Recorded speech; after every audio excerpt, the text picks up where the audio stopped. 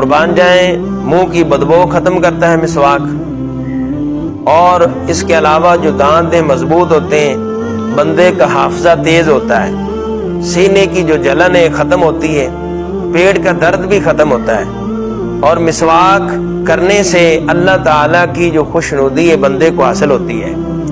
میرے کریم آقا صلی اللہ تعالیٰ علیہ وآلہ وسلم ارشاد فرمایا، حضرت ابو ہریرہ رضی اللہ عنہ سے روایت ہے کہ مجھے اگر یہ خیال نہ ہوتا کہ میری امت مشقت میں پڑ جائے گی تو میرے آقا صلی اللہ تعالیٰ علیہ وآلہ وسلم ارشاد فرمایا کہ میں ان کو ہر نماز پر مسواک کرنے کا حکم دیتا۔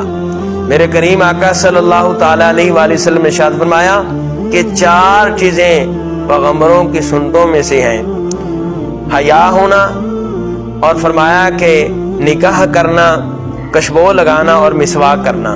حضرت علی المرتضیٰ شیر خدا کرم اللہ الوجہ الکریم سے روایت ہے، کریم آقا صلی اللہ تعالیٰ علیہ وآلہ وسلم نے ارشاد فرمایا کہ جب بندہ مسواک کرتا ہے اور پھر نماز کے لیے کھڑا ہوتا ہے تو فرمایا کہ فرشتے اس کے پیچھے کھڑے ہو جاتے ہیں۔ جب وہ قرآن کی تلاوت کرتا ہے تو فرشتے دھیان سے اس کی تلاوت سنتے ہیں، یہاں تک میرے مصطفیٰ نے فرمایا اس کے قریب ہو جاتے ہیں، اور اتنے قریب ہو جاتے ہیں میرے کریم آقا نے فرمایا کہ وہ اپنا منہ اس نمازی کے منہ پر رکھ دیتے ہیں۔ فرمایا کہ پھر جو بھی لفظ نمازی کے منہ سے نکلتا ہے تو وہ سیدھا فرشتے کے پیٹ میں جاتا ہے، اس طرح وہ فرشتوں کا محبوب بن جاتا ہے۔ میرے کریم آقا صلی اللہ تعالیٰ علیہ وآلہ وسلم ارشاد فرمایا کہ قرآن پاک کی تلاوت کے لیے صاف ستھرا اپنے منہ کو کرو، مسواک کا اہتمام کرو۔ دیکھیں مسواک کے ساتھ نماز پڑھنے کی بڑی فضیلت ہے۔